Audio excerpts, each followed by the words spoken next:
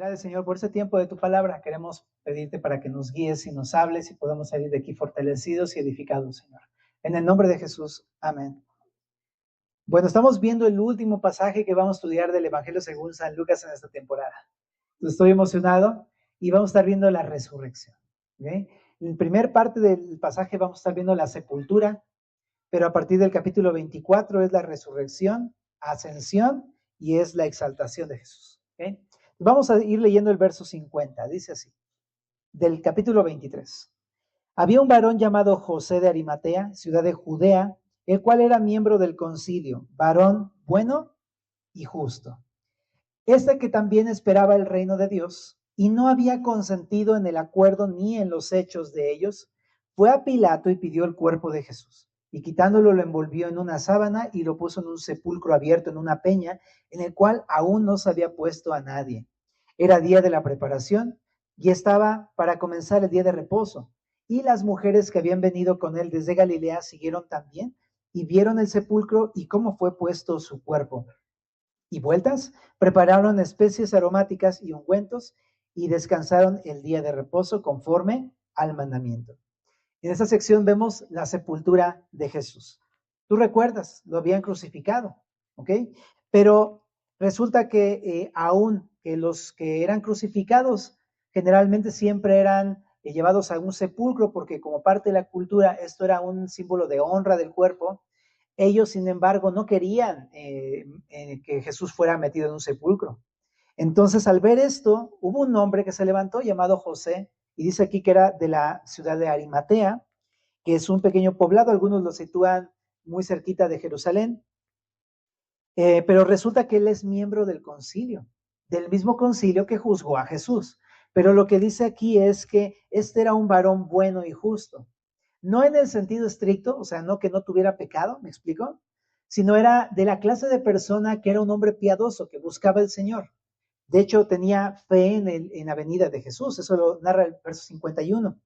De hecho, también ya vimos ejemplos de ese tipo. Vimos a Simeón en el capítulo número 2, verso 25. Vimos también a Ana, ¿te acuerdas? Una mujer anciana que tenía esperanza en la llegada del reino del Mesías. También vimos a Zacarías y Elizabeth que tenían este carácter y demás. Pues este hombre también tiene este corazón, ¿no? Pero dice que él no estaba de acuerdo con lo que estaban haciendo con el cuerpo de Jesús, con la decisión que tomaron acerca de la crucifixión. Entonces, al ver que el cuerpo de Jesús no era bajado del madero, que no iba a ser sepultado, lo que hizo fue algo muy atrevido, fue a pedirle el cuerpo de Jesús a Pilato. Pilato es el gobernante, ¿te acuerdas? El prefecto de esta área, pero es como el gobernante el día de hoy, de esa zona. Y le pidió el cuerpo, ¿no? Ahora esto es algo bastante como atrevido, porque él es parte del concilio. Imagínate cómo lo van a ver los del concilio. Esta es una decisión muy atrevida que va a hacer que todos pongan sus ojos en él, va a estar en contra del concilio al tomar esta decisión, ¿ok? Pero es porque él quiere dejar en evidencia que él no está de acuerdo con lo que está pasando, ¿no? Y también lo que vemos es que él no había consentido esto. Yo creo que en esto podemos aprender algo importante. En el mundo el día de hoy, muchos hacen lo incorrecto, ¿verdad? Pero él nos marca un ejemplo de cómo comportarnos, ¿no? Nosotros somos cristianos. Pues muchas veces no vamos a consentir lo que la mayoría hace. Y a veces, pues puede ser que nos los echemos en contra. Pero mira qué hizo José de Arimatea. Él fue valiente y fue a honrar el cuerpo de Jesús. Yo pienso que cuando estamos firmes en nuestra fe y no consentimos aquellas cosas que no van de acuerdo a la palabra, que no glorifican a nuestro Señor Jesús, entonces estamos actuando como está actuando este hombre José de Arimatea, ¿no? Contra cultura, ¿verdad? Y es algo que honra el nombre del Señor, ¿no? ¿Cuántas cosas el mundo nos ha enseñado que nosotros deberíamos decir, yo no estoy de acuerdo con eso? Piensa, ¿no? Y seamos firmes, familia, en este sentido. Pero dice que va Pilato y pide el cuerpo, y entonces quitándolo lo envolvió en una sábana, dice ahí, y lo puso en un sepulcro abierto en una peña, el cual no se había puesto a nadie, era un sepulcro nuevo. Y se sabe que este sepulcro es precisamente propiedad de José de Arimatea. Habla de un miembro del concilio, es una persona que tiene poder, pero también es una persona que al tener un sepulcro nuevo, pues tiene recursos, ¿verdad? Pero lo que hace es ocupar precisamente de sus recursos, ese sepulcro que él tenía, quizá a lo mejor para él y su familia, y se lo da a Jesús, ¿no? Y lo que hace es bajarlo de ahí, se lo lleva ahí, lo envuelve como puede rápidamente para poder hacer esta maniobra de llevarlo allá al sepulcro. Y esto está muy interesante porque dice que lo envolvió en una sábana y lo puso.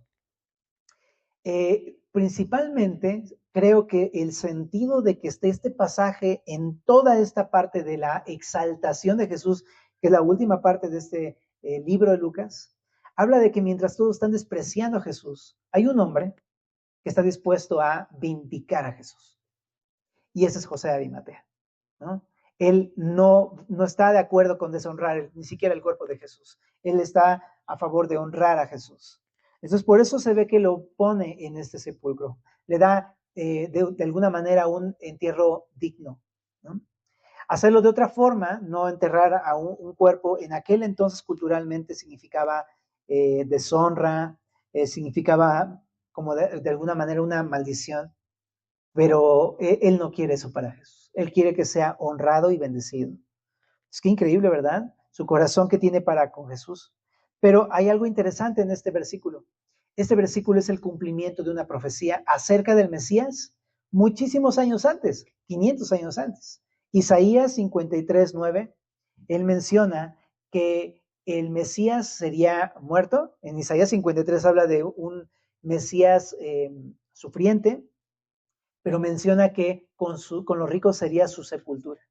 Y precisamente esta profecía se ve cumplida en este momento. Entonces, lo que vemos es una evidencia de las escrituras cumplida en Jesús. La misma profecía se cumple en este momento en Jesús.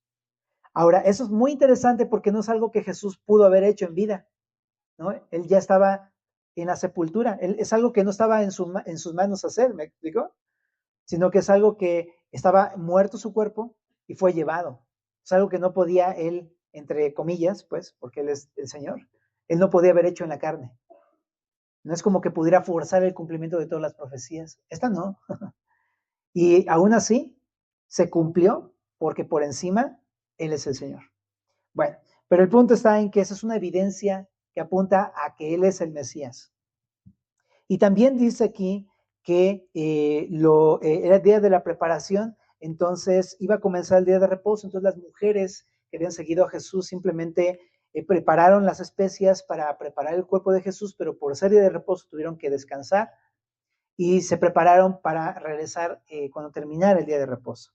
Entonces, aquí lo interesante es que algo me gustó cuando estaba leyendo este pasaje. Después de la muerte de Jesús, viene la sepultura y luego el reposo, ¿no? Y es algo que parece que es como muy como desapercibido, porque el día de reposo es algo que ya hemos visto mucho antes, ¿verdad? En el pueblo judío, pero en el momento en el que ocurre en la Pascua es totalmente glorioso, porque es lo que sucede en nuestras vidas. Al creer en Jesús, ¿verdad? Nuestros pecados son perdonados, pero después de confiar en Jesús, Él trae reposo en nuestras vidas. ¿Ah? Reposo nuestra alma en el sentido de que estamos en paz con Dios, de que nuestros pecados han sido perdonados y pagados, ¿verdad? En efecto, tenemos reposo en nuestro corazón. Pero también el escritor de Hebreos, en el capítulo 4, verso número 13, ahí habla también de que se termina nuestra batalla incesante de pensar que es por las obras por quien tenemos acceso a Dios. En Hebreos 4, en el verso número 3 dice, los que hemos creído entramos en el reposo. ¿Qué está diciendo? No vamos a leer todo Hebreos 4, pero lo que está diciendo es que antes, ¿no?, los judíos pensaban que era por méritos que podían entrar a este reposo, por las obras de la ley, ¿verdad? Pero cuando vino Jesús, Él precisamente cumplió la ley, cosa que nadie había podido hacer. Él cumplió la ley por completo para que todos aquellos que creen en Él pudieran entrar a este reposo de manera de gracia, gratuita, ¿verdad? Así es que lo que vemos es eso. No tenemos ya que pensar que la relación con Dios es como antes. Ya no es conforme a la ley, no es conforme a nuestras obras, no es conforme a nuestros méritos. Es si hemos creído en Jesús, entramos a la presencia del Señor. Entramos a tener una comunión con Cristo, entramos al reposo. Entonces, llévatela leve, mi hermano, ¿no? Porque si has creído en Jesús, ya tu problema más grande ha sido resuelto en esa cruz. Y debes de tener fe en eso. Y debes de, yo sé, la vida no es fácil, pero ya tenemos asegurado el perdón, ya tenemos nuestros pecados pagados, tenemos una relación con Dios y junto con eso todas las bendiciones de ser parte de la familia de Dios, familia. Entonces descansa en el Señor. Y cualquiera que sea la prueba que enfrentemos, a la luz de esto me da esperanza porque digo, sí, cierto, sea lo que sea, el Señor está conmigo. El Señor me ha perdonado. He hallado gracia delante de los ojos de Dios. Tengo paz en mi alma. Sé que todas las cosas ayudan para bien a los que aman a Dios. Entonces, eso nos da perspectiva y confianza. Bien. Entonces, estas mujeres, ¿no? Lo preparan las especias para venir el primer día de la semana y leemos el capítulo 24, verso número 1. El primer día de la semana, o sea, domingo, ¿verdad? Dice, muy de mañana vinieron al sepulcro, trayendo las especies aromáticas que habían preparado y algunas otras mujeres con ellas, y hallaron removida la piedra del sepulcro, y entrando no hallaron el cuerpo del Señor Jesús. Entonces, aquí hay algo bien importante para nosotros.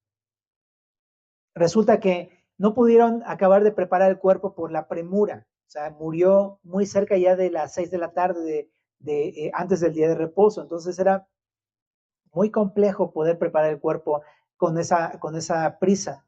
Entonces vienen el domingo temprano, muy de mañana, y entonces vienen con todas sus preparaciones, sus ungüentos y especias para lavar el cuerpo, para perfumar y preparar el cuerpo y luego envolverlo. Eso es lo que tenían que hacer.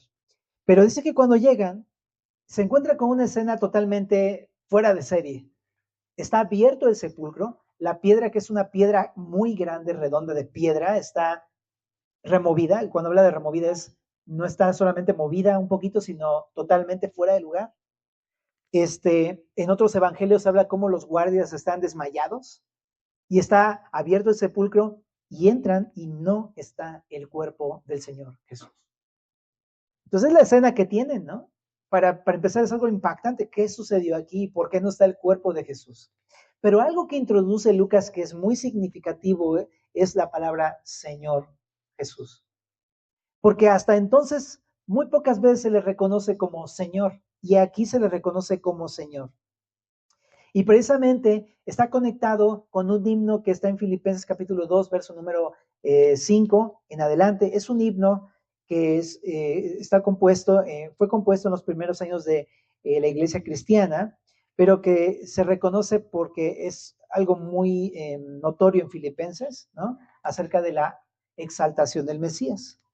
En el verso número 5 de Filipenses 2, dice, allá pues, en vosotros este sentir que hubo también en Cristo Jesús, el cual siendo en forma de Dios, no estimó el ser igual a Dios como cosa que aferrarse, sino que se despojó a sí mismo, tomando forma de siervo, hecho semejante a los hombres, y estando en la condición de hombre, se humilló a sí mismo, haciéndose obediente hasta la muerte y muerte de cruz.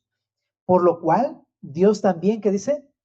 Lo exaltó hasta lo sumo y le dio un nombre que es sobre todo nombre, para que en el nombre de Jesús se doble toda rodilla de los que están en los cielos y en la tierra y debajo de la tierra, y toda lengua confiese que Jesús es el Señor. Entonces aquí es donde también Lucas introduce este adjetivo hacia Jesús, el Señor Jesús. Lo que está diciendo es, después de haber padecido y de haberse sometido al Padre, ha sido exaltado por completo. Él es el Señor. Y no está el cuerpo precisamente porque Él es el Señor, que tuvo poder para dar su vida y poder para tomarla también. Y aquí estamos viendo que el cuerpo no está porque Él es poderoso para tomar la vida otra vez. Entonces, continúa el texto diciendo, en el verso 4, estamos en Lucas 24:4, dice, aconteció que estando ellas perplejas por esto, he aquí se pararon junto a ellas dos varones con vestiduras resplandecientes, y como tuvieron temor y bajaron el rostro a tierra, les dijeron, ¿por qué buscáis entre los muertos al que vive? No está aquí, sino que ha resucitado. Acordaos de lo que os habló cuando aún estaba en Galilea, diciendo, es necesario que el Hijo del Hombre sea entregado en manos de hombres pecadores y que sea crucificado y resucite el tercer día. Entonces, ellas se acordaron de sus palabras y volviendo del sepulcro, dieron nuevas de todas estas cosas a los 11 y a todos los demás. Eran María Magdalena y Juana y María, madre de Jacobo, y las demás con ellas, quienes dijeron estas cosas a los apóstoles. Mas ellos les parecían locura las palabras de ellas y no las creían. Entonces, ¿qué estamos viendo aquí? Resulta que no está el cuerpo y se le aparecen dos ángeles a estas mujeres. Y les dicen, ¿por qué están buscando al que vive entre los muertos? Él no está muerto, él está vivo. Y entonces, como que te digan algo así, que nunca han visto, podría haber resultado muy raro. Por eso el ángel les recordó, les dice, acuérdense que él se los dijo antes. Y sí es cierto, en el verso 7 son palabras que ya había dicho Jesús. En Lucas solamente vemos 2 ocasiones en que se repite esta misma frase. Es necesario que el Hijo del Hombre sea entregado en manos de pecadores y crucificado y resucite el tercer día. En Lucas al menos 2 veces y es la tercera vez que se lee en Lucas. Pero en otros evangelios, junto con este, por lo menos son 5 veces las que Jesús ya les había dicho esto. Entonces pareciera como que ellas olvidaron todo, ¿no? Ven la escena sin el cuerpo, pero no conectan. ¿Cómo? O sea, ¿qué tiene que ver esto? ¿Por qué? Claro, Jesús nos los había anticipado, iba a resucitar. Entonces aquí vemos algo interesante. Vemos que hay testigos de la resurrección. Y esos testigos son esos ángeles. Ellos están atestiguando a estas mujeres. Ha resucitado Jesús. Pero acto seguido, entonces las mujeres recuerdan lo que Jesús les dijo, recuerdan la palabra que les había dicho, y ellas mismas se convierten en las primeras testigos humanas en hablar acerca de la resurrección de Jesús. Fueron las primeras, no fue un hombre, fueron mujeres. Y eso está padrísimo en el Evangelio de Lucas, porque el Evangelio de Lucas tiene este perfil que habla acerca de cómo el Hijo del Hombre, ¿verdad? Se hizo precisamente, o sea, no es que sea un hijo de un hombre, sino que es Dios, pero habla de su humanidad y su encarnación, ya lo hemos visto, pero lo hizo para identificarse con nosotros, para identificarse con la necesidad humana, para identificarse con el dolor, con el menosprecio, con el desprecio, con la indignidad del ser humano, ¿no? Entonces aquí lo que habla precisamente es cómo Jesús viene a darle dignidad a la vida humana. Y dignidad en especial, aquí vemos a las mujeres. En aquella cultura una mujer no era valorada realmente. De hecho, tampoco los niños. Y en general así es el ser humano, ¿no? Menospreciamos a todos, ¿verdad? Y en esa cultura no era diferente, se menospreciaba a las mujeres. Y hablando de los testimonios, específicamente de este tema, una mujer en aquel tiempo no podía dar un testimonio porque no tenían un valor jurídico, no tenían un valor social, un testimonio de una mujer no se tomaba en cuenta. Entonces, qué interesante que Jesús le está mostrando esta noticia primero a ellas, para que ellas se conviertan en los primeros testigos de la resurrección de Jesús. ¿Y por qué lo está haciendo Lucas de esta manera? ¿Por qué lo está diciendo Lucas de esta forma? Porque esto va a funcionar como un gran testimonio de la veracidad, como un testimonio de la veracidad de la resurrección de Jesús. Si ellas son mujeres, ellas saben que si dan un testimonio van a ser tenidas como locas. No van a tomar en cuenta su testimonio por la cultura. ¿Okay? No van a ser validadas por dar su testimonio siendo mujeres. ¿Okay? ¿Cómo es que ellas, sabiendo eso, que no van a ser tomadas en cuenta, que van a ser menospreciadas, que van a ser hechas a un lado, aún así sabiendo esto, se atreven a dar testimonio? Esto solamente se explicaría porque la resurrección fue un hecho. Solamente. ¿Quién se atrevería a dar un testimonio delante de muchas personas para quedar en ridículo? ¿No? Para ser menospreciados o desechados, a menos que fuera verdad. ¿Verdad? Si es verdad, vas a decir, no me importa que digan lo que digan, porque sé que es verdad. Entonces, qué interesante. Por un lado, Jesús dignifica a la mujer, ¿no? Cosa contraria que luego muchos dicen, no, es que la Biblia es de misógenos. No es cierto. ¿Verdad? Pero por otro lado, está ocupando ese testimonio para afirmar la veracidad de la resurrección de Jesús. Interesante. ¿Verdad? Ambas cosas. Entonces, ¿pero qué puedo aprender para mí? ¿No? Hey, no me avergüenzo del Evangelio. No me avergüenzo del Evangelio. porque es poder de Dios para salvación a todo aquel que cree. Y sabes, si estas mujeres no les importó su reputación o que las menospreciaran por el testimonio que estaban dando, lo hicieron de todas maneras. Nosotros tenemos que aprender este ejemplo de estas mujeres valientes y llenas de fe. ¿Ah? ¿Por qué? Porque lo hemos conocido.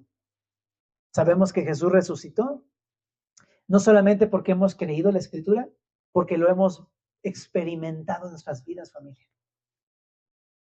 Lo hemos experimentado. Ellas lo vieron con sus propios ojos, ¿ok? Pero nosotros lo hemos experimentado de muchas formas. Nos ha librado, nos ha salvado, nos ha dado libertad, ha transformado nuestras vidas. Nada más ponte a pensar tantito, a ver, ¿cómo eras hace 20 años que conociste a Cristo? ¿Cómo eras hace 2 años que no conocías a Jesús? A ver, ¿qué diferencia? ¿Ha habido diferencia? Ha sido demasiado el cambio, ha sido demasiado abrumadora la forma en que Jesús ha manifestado su presencia, su poder, su gracia en nuestras vidas. ¿Ah? Entonces, por lo mismo que tenemos el testimonio, no nos avergoncemos del Evangelio, prediquemos el Evangelio. Es cierto que nos van a menospreciar, es cierto que a lo mejor van a invalidarnos, pero ¿qué importa? Porque hemos conocido la verdad. ¿Eh? Y sabemos que las cosas son, como dice Lucas, ciertísimas. Bueno, continuamos con el texto. En el verso número 12. Pero levantándose Pedro corrió al sepulcro y cuando miró adentro vio los lienzos solos y se fue a casa maravillándose de lo que había sucedido. Bueno, en Juan 20 completa mucho este encuentro de Jesús porque Pedro va corriendo ahí. Para empezar, tú sabes que Pedro negó a Jesús, ¿verdad? Entonces es muy impresionante cómo él negó a Jesús, probablemente se sentía muy mal por todo lo que había hecho, pero fue el primero. O sea, fue el primero, quizá pensando todavía en la esperanza de, ¿será? ¿Será? ¿Está vivo? Al que yo negué, ¿está vivo? Para él, por supuesto, debería ser una gran esperanza. Y debería ser la redención de su culpa, por supuesto, ¿verdad? El alivio a su alma, a su corazón, y quería ver que fuera cierto, aunque había cierto como duda por ahí, porque dice que se maravilló, pero como que no vemos que le haya quedado aún el 20, ¿verdad?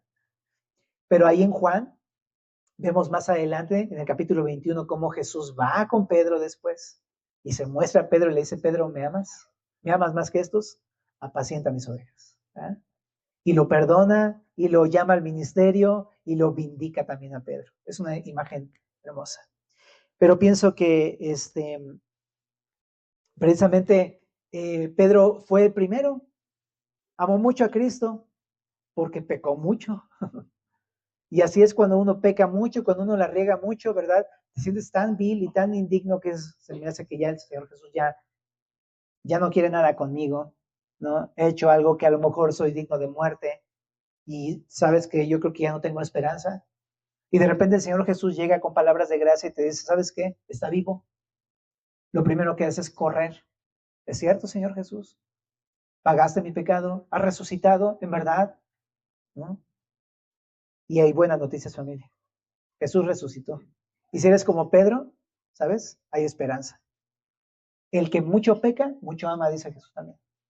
Así es que si has pecado mucho, busca al Señor Jesús y confía en el Señor Jesús. También en el verso número 13, continuamos, es la hermosa imagen de esos dos hombres camino a Emaús. Dice, he aquí dos de ellos, no menciona con claridad quiénes serán, solamente por ahí menciona el nombre de Cleofas. Dice, dos de ellos iban el mismo día a una aldea llamada Emaús. Estamos hablando del día domingo, ¿verdad? Que estaba a 60 estadios de Jerusalén, unos 11 kilómetros. E iban hablando entre sí de todas aquellas cosas que había acontecido. Sucedió que mientras hablaban y discutían entre sí, Jesús mismo se acercó y caminaba con ellos. Mas los ojos de ellos estaban, ¿cómo dice? Velados. ¿Para qué? Para que no le conociesen. Ahorita en el verso 25 vamos a ver por qué estaban velados sus ojos.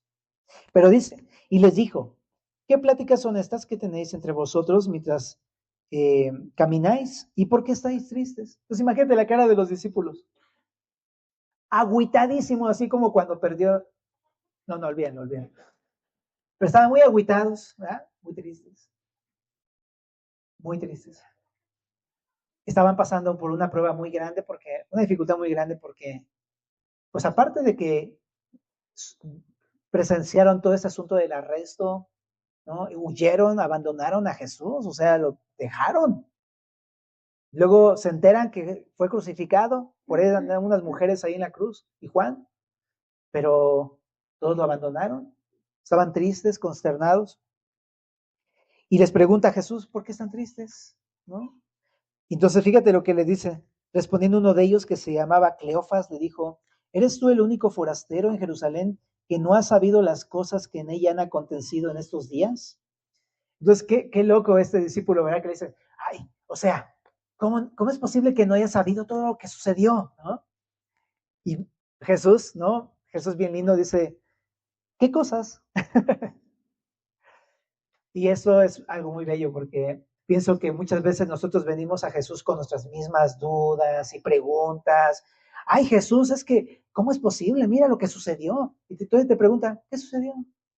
¿No? Es que si supiera, Señor, ¿cómo me siento? Pues, ¿cómo te sientes? Yo lo que veo aquí es a Jesús de la misma forma en cómo se presentó en Lucas todo este tiempo. Un Señor que se hizo humilde, que se hizo hombre, que encarnó para identificarse con nosotros. A pesar de que Él es el Señor y ya lo sabe, ¿qué pasa en tu corazón? Él quiere identificarse contigo, quiere que tú le digas, Él está interesado que tú platiques con Él, que le cuentes qué cosas son las que te están afligiendo, qué cosas son las que te tienen triste en tu corazón, qué cosas son las que te mantienen acongojado y preocupado y afanado.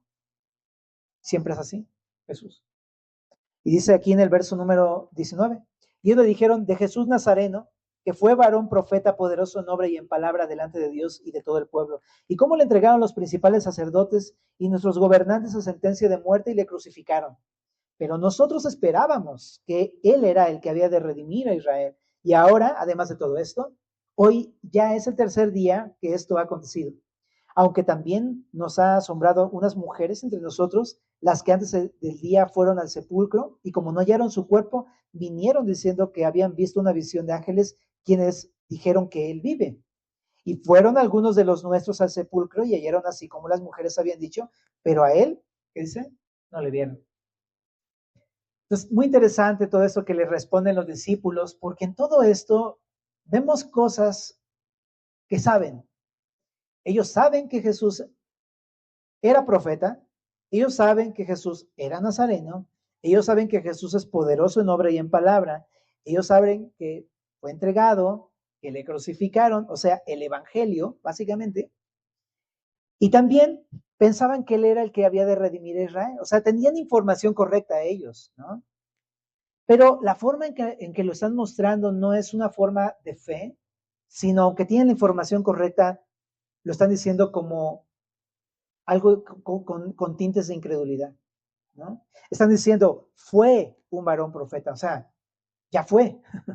Y también están diciendo, esperábamos que él era. Como si entre líneas dijera, pero pues en realidad no, porque ya pasaron 3 días y pues ya se perdió toda esperanza, ¿no?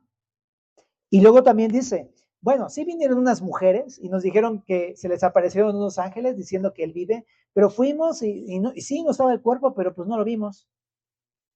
Entonces, si te das cuenta, son puras afirmaciones que teológicamente son correctas, pero no tiene fe en esas verdades, en esas evidencias. Tenían evidencias, tenían la escritura, tenían el testimonio de Jesús, pero no tienen fe en él.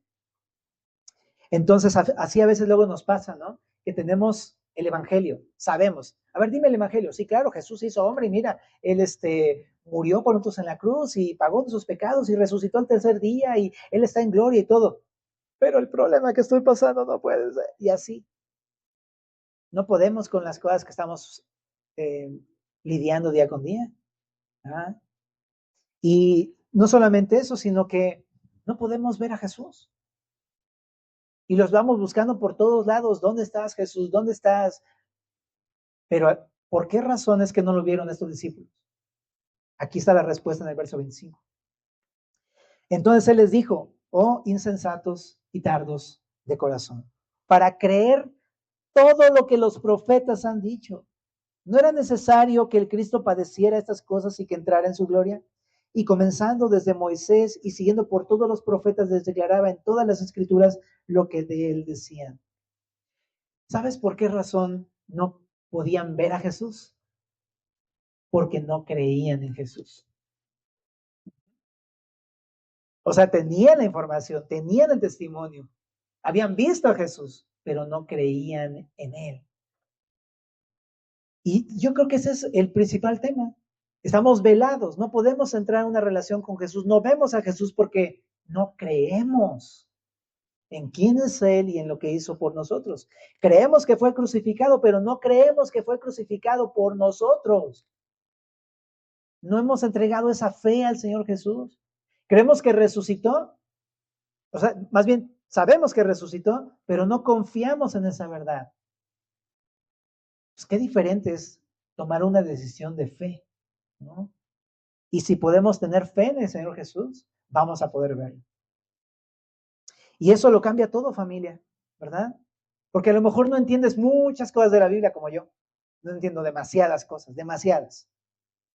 Pero de repente, a pesar de todo eso que no sabemos y no entendemos, podemos decir, gracias, Señor. ¿Cómo es que una persona que no entiende nada y no sabe nada, te has decidido revelar tú, Señor? Es maravilloso. ¿Cuál es mi consejo? Y yo creo, lo que entiendo de aquí es, de nada sirve la información teórica sin fe. Pero si tienes fe, vas a poder ver a Jesús. Ten confianza en que Él murió por tus pecados. Ten confianza en que Él resucitó de los muertos y vas a poder verlo, que Él está vivo.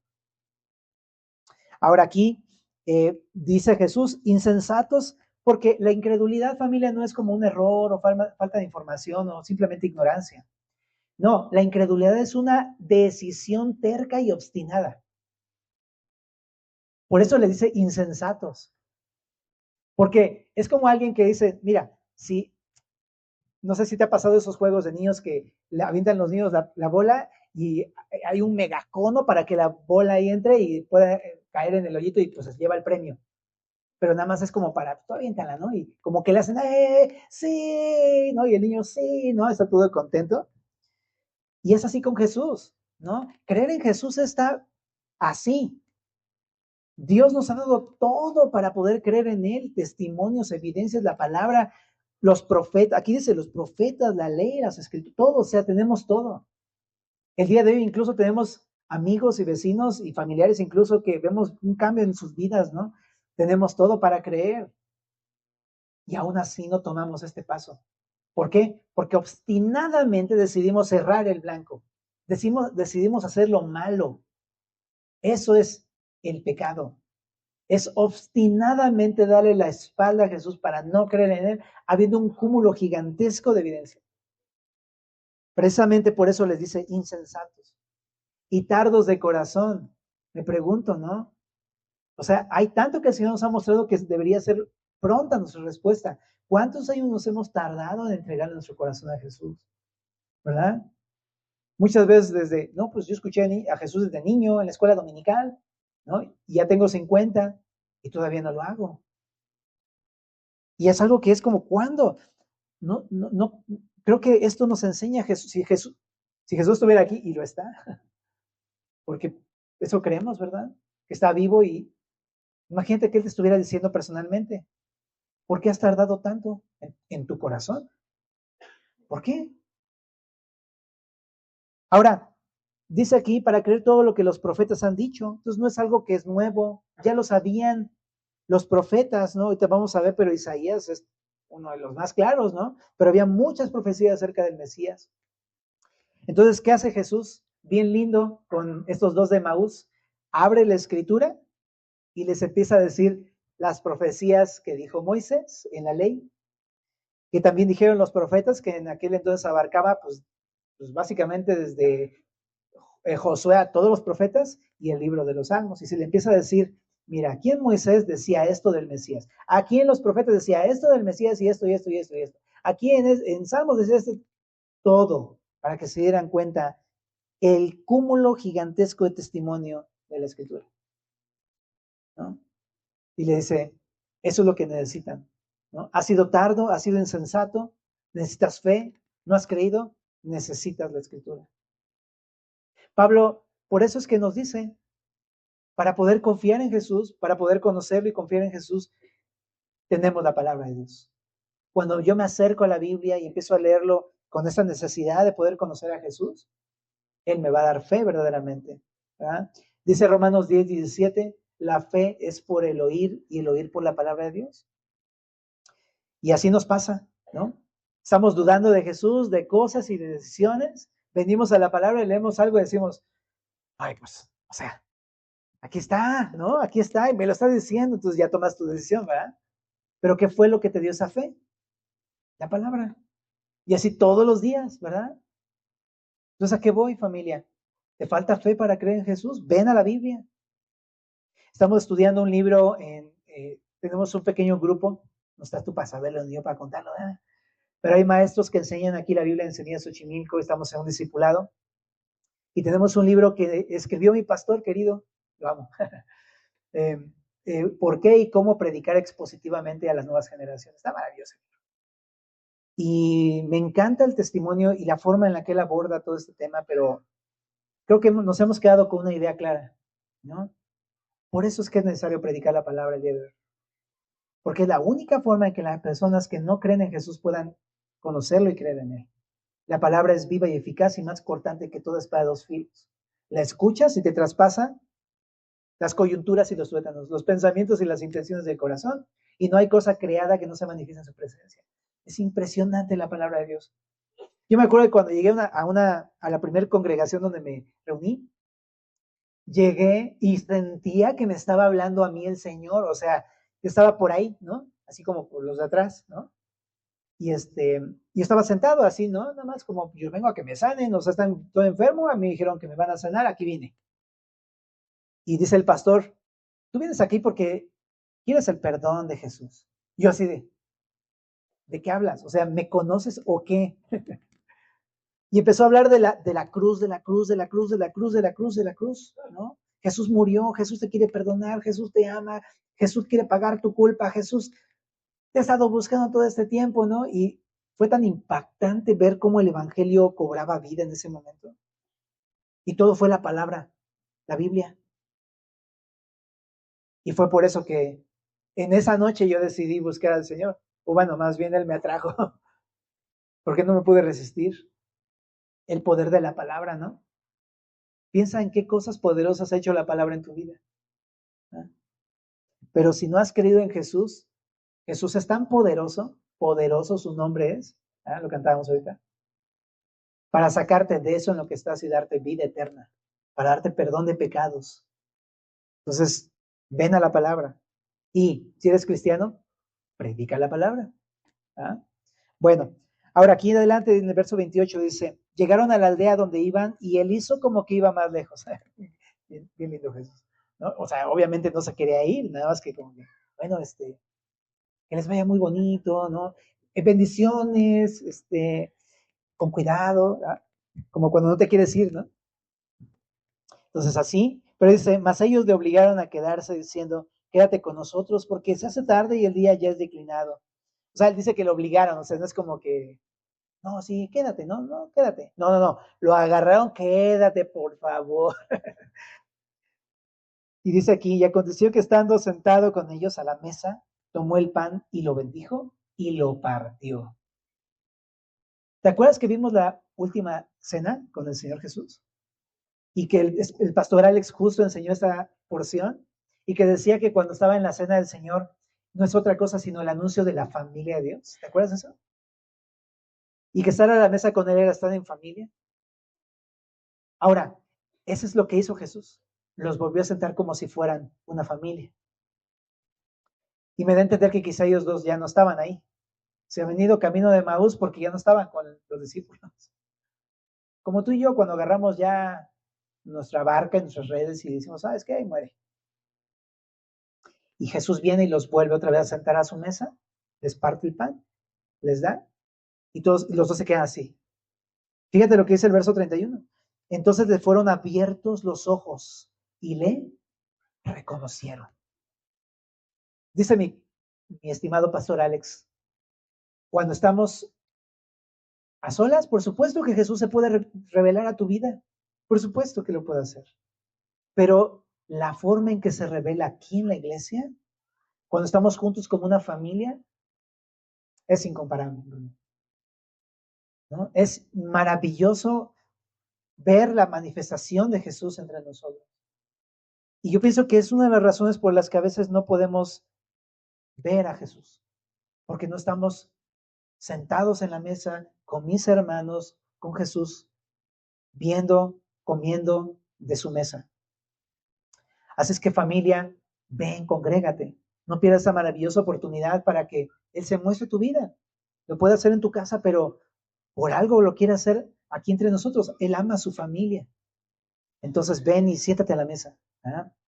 En el verso número 32 dice, y se decían el uno al otro, ¿no ardía nuestro corazón en nosotros mientras nos hablaba en el camino? Y cuando nos abría las escrituras. Uf.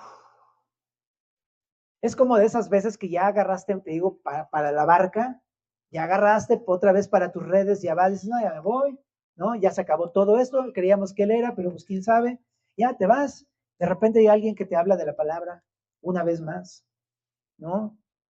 Y de repente es como, ¿por qué siento esto en mi corazón? ¿Por qué arde en mi corazón otra vez? ¿Por qué siento como si estuviera vivo otra vez? ¿Por qué siento como si realmente estuviera ahí?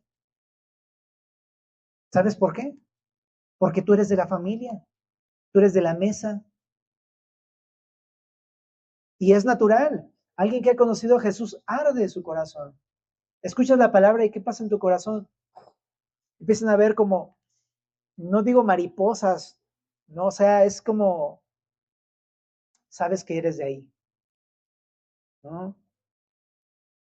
Aun cuando uno pudiera estar muy frío y pudiera uno estar muy alejado, la palabra tiene este poder para hacerte volver a casa otra vez, ¿no? Y yo espero que arda tu corazón cuando escuchas la palabra cada vez que vienes, ¿verdad? Porque eso es lo que el Señor Jesús hace, nos aviva con su palabra, ¿verdad? Si no está sucediendo esto, familia, quiero decirte que es una oportunidad para que lo conozcas. ¿Por qué? Pregúntate, ¿por qué a otros sí les pasa y a mí no me pasa eso? Es que necesitas conocerlo. Cuando lo conoces, por ahí decía una persona muy querida nuestra, que fueron al concierto de un grupo de K-pop muy famoso. ¿Ah? Dice que vio a las ARMYs muy emocionadas, ¿no? Salió ahí los cuates ahí. Ah, o sea, enloquecieron así, ¿no? Estaban contándonos, es que están adorando a alguien. Mira cómo se ponen, o sea, mal. Se ponen mal. ¿Ah? Pero estaban ardiendo en su corazón. Que, ¡ay, por fin lo veo! Ay! O sea, traen todo, ¿no? La mochila, la pluma y este coso que tienen ahí, ¿no? Todo, ¿no? Y cantan las canciones y todo, y es como, ¿verdad? A mí me pasa con Jamiroquai, ¿no? Bueno, pero mi punto es que eso sucede cuando conoces a alguien que admiras, ¿no? Pero eso es lo que sucede con Jesús, ¿no? Obviamente no estoy comparando a Jesús con cualquier otro personaje, ¿ok? Jesús es el Señor, ¿no? Pero mi punto es que si no arde tu corazón es porque no lo conoces. Así de simple. O te estás enfriando en algún lado por ahí. Pero Jesús se encarga de hacerte volver y que tu corazón vuelva otra vez a encenderse. Deja que el Señor encienda tu corazón de nuevo y te traiga de vuelta a casa, ¿no? Y vamos a la última sección, familia. Eh, Dice aquí, y levantándose de la misma hora, volvieron a Jerusalén y hallaron a los 11 reunidos y a los que estaban con ellos y que decían, ha resucitado verdaderamente el Señor y ha aparecido a Simón. Entonces ellos contaban las cosas que les habían acontecido en el camino y cómo le habían reconocido al partir el pan. Entonces dan testimonio los dos de Emaús. Verso 36. Mientras ellos aún hablaban de estas cosas, Jesús se puso en medio de ellos y les dijo, paz a vosotros. Entonces, espantados y atemorizados, pensaban que veían espíritu. Pero él les dijo, ¿por qué estáis turbados y vienen a vuestro corazón estos pensamientos? Mirad mis manos y mis pies, que yo mismo soy. Palpad, ved, porque un espíritu no tiene carne ni huesos como ves que yo tengo. Y diciendo esto, les mostró las manos y los pies.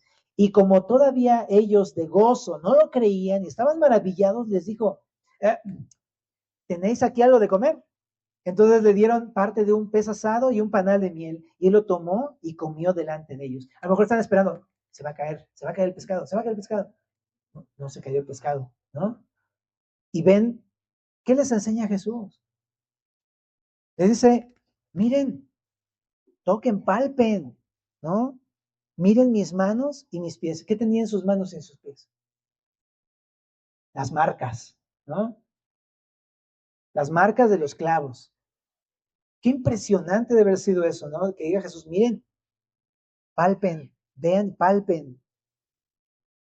Y es la parte, creo que, más clara en la que Jesús se manifiesta a sus discípulos. No es como que fue vaga la resurrección o las apariciones de Jesús. No, lo vieron con claridad. Dicen, o sea, eso no es un espíritu, eso no es Gasparín, ¿no? O sea, eso no es algo así. No, no, no. Toquen, palpen. Y en Hechos, Lucas, cuando empieza a hablar acerca de Jesús, dice, lo que tocaron nuestras manos respecto al verbo de vida, lo palpamos. ¿Te puedes imaginar la escena? ¿No? Tú habiendo abandonado a Jesús y de repente se te aparece Jesús ahí y te dice, mira, palpa. Y tú tocando las llagas de las manos, tocando las llagas de los pies, ¿no? Probablemente temblando y diciéndole a Jesús, perdóname, Señor Jesús, ¿no? Tú eres el Señor, perdóname, Jesús, estás vivo, ¿no? Y es lo que pasaron los discípulos. Jesús se manifestó claramente en sus vidas. Y entonces después ya lo empezaron a creer.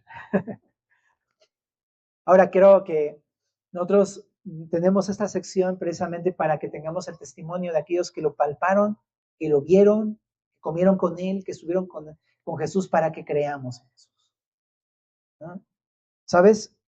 Jesús ha resucitado, está vivo. Y la manera de poder conocerlo es la palabra, ¿no? Aquí están los testimonios. Pongamos a prueba los testimonios.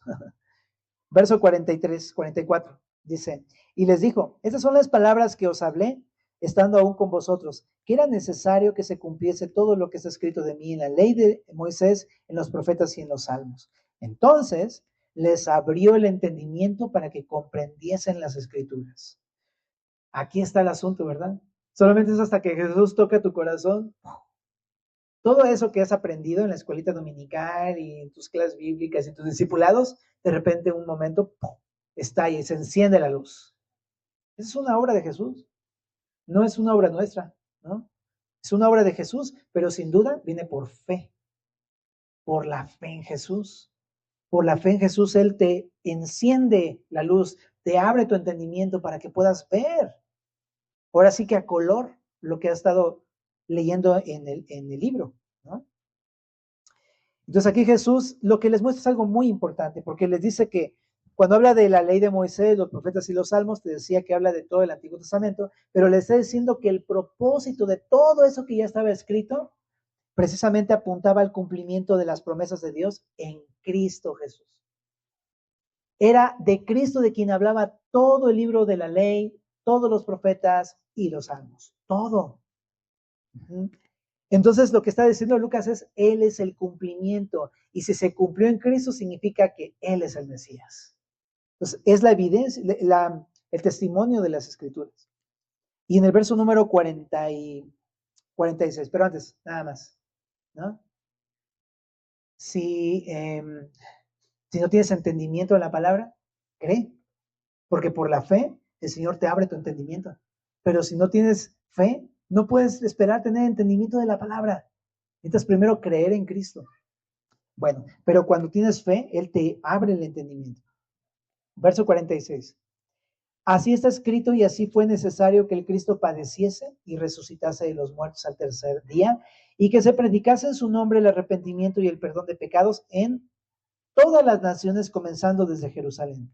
Y vosotros sois testigos de estas cosas. ¿Qué está diciendo? Que era necesario que pasaran estas cosas. Jesús fue crucificado y resucitado, pero también al mismo tiempo les está dando esta encomienda a los discípulos, que lo están viendo vivo, prediquen en todas las naciones, prediquen el arrepentimiento y el perdón de los pecados. Entonces, si ellos lo vieron resucitado, es precisamente para anunciar a todos, Él es el Señor, y si Él es el Señor, necesitas arrepentirte y recibir el perdón de los pecados. Y el día de hoy es exactamente lo mismo. Si tú necesitas el perdón de pecados, está disponible para ti. Hay perdón de pecados. Hay salvación para ti, si lo quieres, si lo reconoces, si vienes a Jesús arrepentido, con un corazón contrito y humillado. Él está dispuesto a perdonarte. Y es lo que anunciamos. Jesús vino a morir por nosotros en la cruz para darnos el perdón de pecados.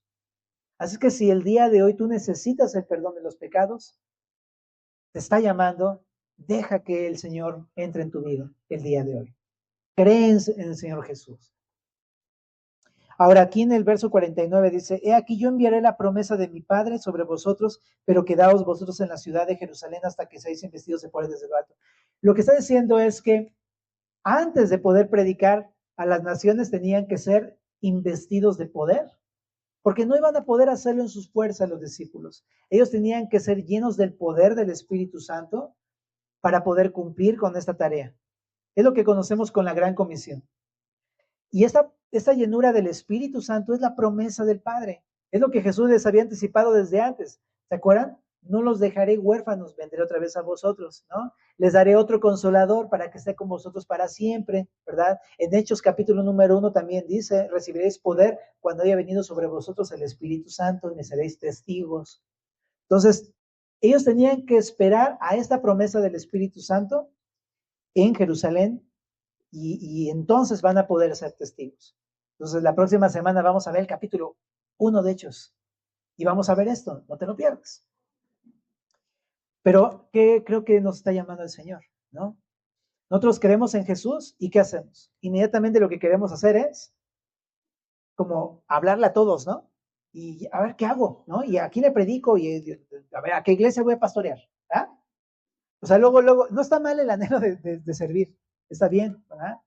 Y es un buen anhelo, el que anhela obispado, bueno, ahora sea todo esto, pero no es de la noche a la mañana.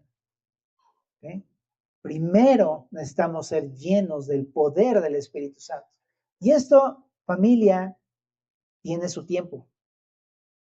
Entonces, creo que es adecuado y prudente también seguir el mismo modelo, ¿no? Esperar, conocer a Jesús, meditar en lo que ha hecho en mi vida, ¿no? Meditar en su evangelio, que murió, resucitó, confiar en Él, crecer en la fe, ¿no? El Señor me va a llenar de su espíritu y en algún momento voy a poder ser capacitado para hacer lo que tengo que hacer. Pero de mientras capacítate, ¿no? Ora, busca al Señor, discipúlate y habrá un tiempo en el que el Señor va a querer usarte y a todos nos quiere usar porque somos un cuerpo. Bueno, entonces eso les dice y en el verso número 50 dice, y lo sacó fuera hasta Betania y alzando sus manos los bendijo. ¿No? Betania es donde resucitó a Lázaro, en el Monte de los Olivos. Y dice, y aconteció que bendiciéndolos, se separó de ellos y fue llevado arriba al cielo. Estamos viendo la ascensión. Aquí no se da el detalle.